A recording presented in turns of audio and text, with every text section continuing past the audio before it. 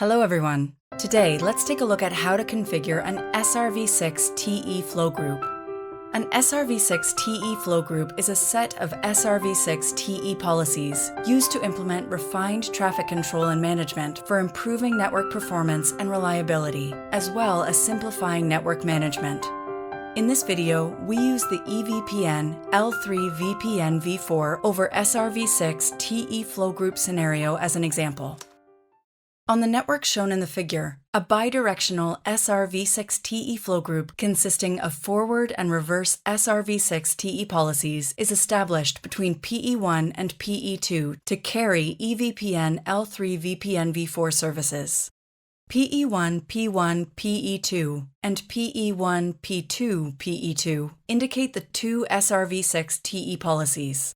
After bundling these SRv6 TE policies into an SRv6 TE flow group, we can use IFIT to measure SRv6 TE policy quality. If the quality of one SRv6 TE policy deteriorates, traffic can be switched to the other SRv6 TE policy in the group. You need to configure SRv6 TE policies before configuring an SRv6 TE flow group. For details, scan the QR code or click the link shown here. On top of the steps performed in the EVPN L3 VPN v4 over SRv6 TE policy scenario, the SRv6 TE flow group scenario also requires the following 4 steps to be performed.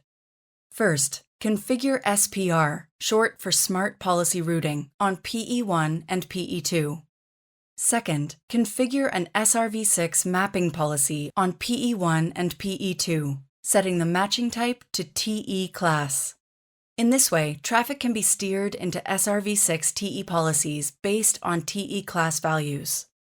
Next, configure a tunnel policy on PE1 and PE2 to preferentially select the corresponding SRv6 TE flow group. This ensures that service routes can recurse to this flow group. Finally, configure TE class values on PE1 and PE2. TE class values can be used to identify different services. Now, let's look at the detailed configuration procedure. SPR is a route selection mechanism. It selects the optimal SRv6 TE policy based on the quality of each SRv6 TE policy measured using IFIT.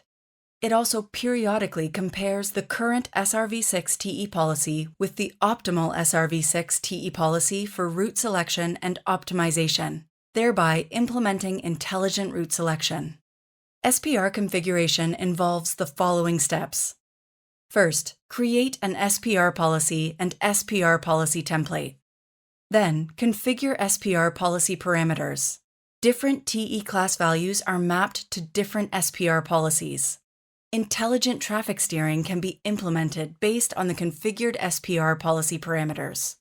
The CMI value indicates the comprehensive link quality and equals the sum of the delay value, jitter value, and packet loss rate. A smaller CMI value indicates better link quality. Here, we configure a CMI threshold. If the CMI value exceeds the configured CMI threshold, the link CMI does not meet service requirements.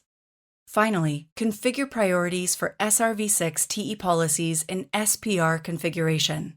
A smaller value indicates a higher priority. You can configure priorities for a maximum of 8 SRv6 TE policies.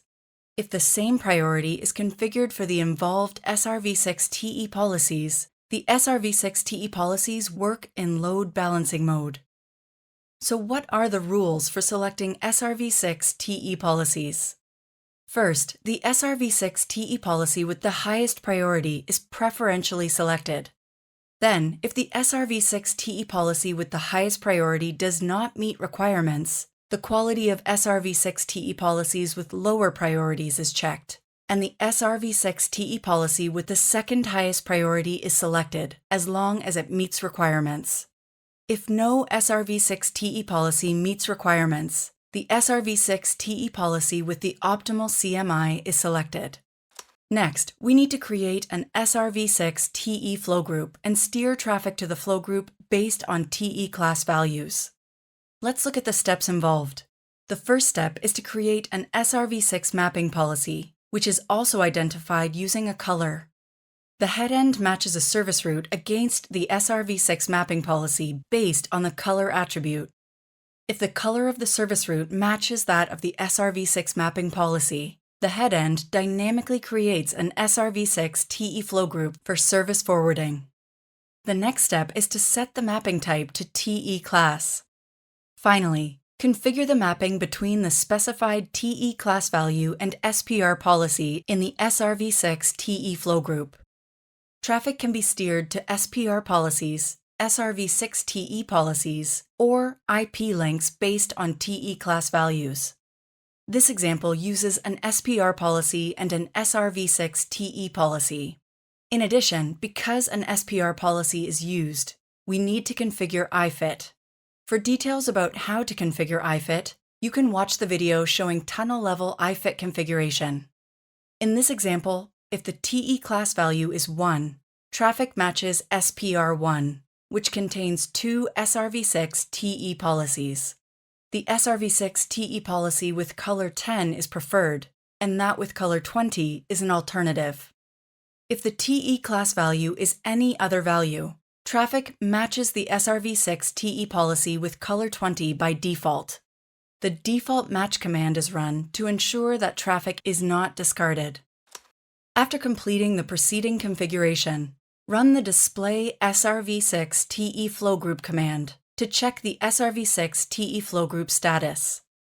The color of the SRv6 TE flow group is the same as that of the SRv6 mapping policy named P1. The endpoint of the SRv6 TE flow group is the loopback interface address of PE2. The command output shows that the SRv6 TE flow group consists of a default policy and an SPR policy.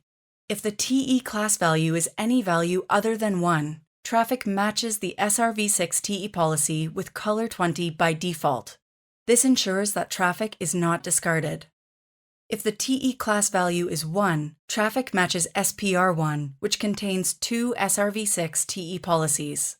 The SRv6 TE policy with color 10 in SPR1 has a priority of 1 and functions as the primary policy. The SRv6 TE policy with color 20 in SPR1 has a priority of 2 and functions as the backup policy. In this step, we need to configure an IPv6 tunnel selection policy for VPN traffic to preferentially select the SRv6 TE flow group. Then, apply the policy to the VPN so that the type of tunnels used to carry VPN services and the tunnels used for load balancing can be selected based on priorities. Finally, we need to configure TE class values for service flows. Specifically, SPR-based traffic steering requires us to configure multi-field classification based on 5-tuple information, define a traffic classifier, traffic behavior, and traffic policy, filter incoming service flows on a PE interface, and set different TE class values for the flows. After completing the configurations, run the display IP routing table VPN instance command on each PE to check the IPv4 routing table of the VPN instance. The command output shows that VPN route recursion is successful, and the outbound interface is displayed as SRv6 TE flow group. When the headend receives a data flow, it searches the FIB table based on the destination address of the flow and finds that the outbound interface is an SRv6 TE flow group specific interface.